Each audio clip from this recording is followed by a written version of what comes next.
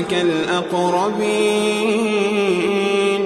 واخفض جناحك لمن اتبعك من المؤمنين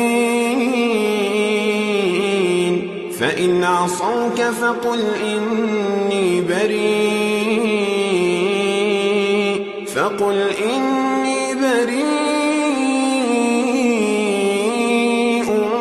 مما تعملون وتوكل على العزيز الرحيم